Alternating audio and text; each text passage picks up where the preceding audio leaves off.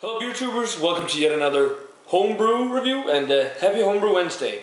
Today's beer, Homebrew, was sent to me from Will, and a subscriber of mine, and this is his 7th homebrew, and it's an Imperial Stout on 12.5%, aged with Jack Daniel's soaked oak chips, which is really interesting. He said it should be pretty good. He actually sent this in a trade to a brewer at Dogfish Head, which really liked it. The only thing that he said that is wrong with this is that the carbonation is a little off.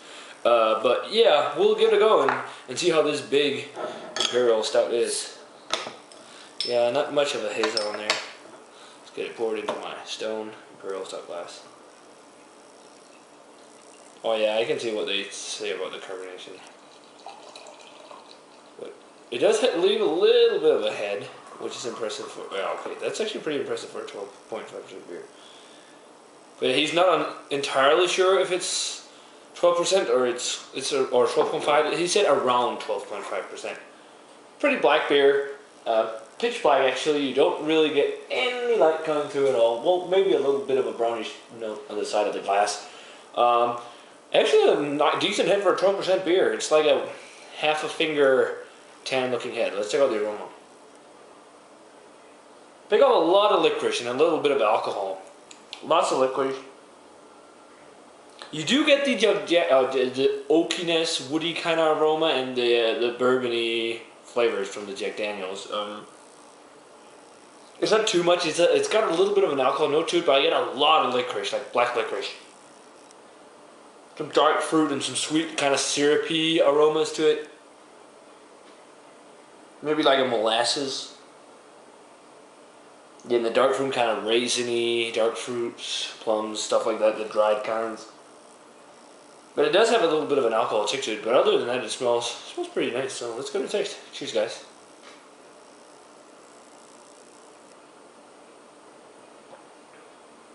Yeah, I can see what he says about the carbonation. It has very, very slight carbonation. For me, that's not too big of a problem. I don't mind. Of course, I prefer if the beer has some carbonation, but still, it can work in beers. I think some beers can pull off being without too much carbonation. For example, the Angel Share I had from Lost Abbey, didn't have much carbonation, but it worked. And others it doesn't, like Port Brewing. What is it? Older Viscosity, which had carbonation issues, and that didn't work. Or Beer Haze Sensibina doesn't have much carbonation, but it works. And this one, it's on the fence. It kind of works and it kind of doesn't. I would have wanted a little bit of carbonation, but the body on it,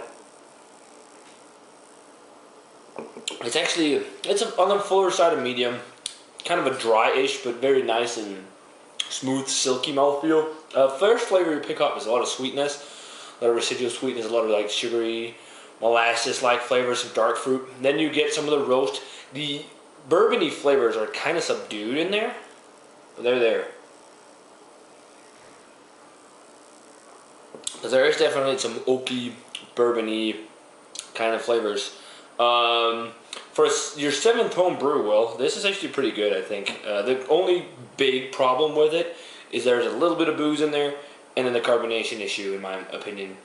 Maybe I would have wanted a little bit more of that oaky flavor from the oak chips, or the Jack Daniels, but the bourbon flavor. But it's still pretty tasty.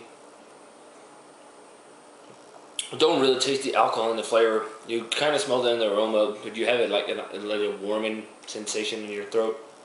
A little bit of a coffee-like flavor. Again, it's got a decent amount of dark, like black licorice, and the darker fruits like the raisin, plums, figs.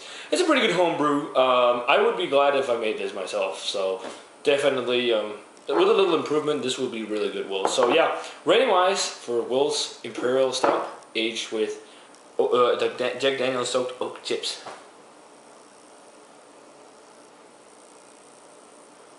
I'm gonna give it a 79. I'm gonna board it right on the 80 because if this had a little more carbonation, it would have been better. But it would probably have been an 80 or an 83 or something. But a 79. It's a pretty good homebrew.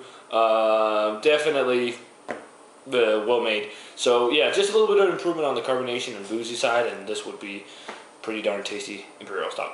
So yeah, that does it for this homebrew review, guys. If you have any homebrews you would like for me to review, please feel free to contact me. I'll of course give some feedback. And yeah, guys, I want to say cheers. And I want to see you guys in another homebrew review.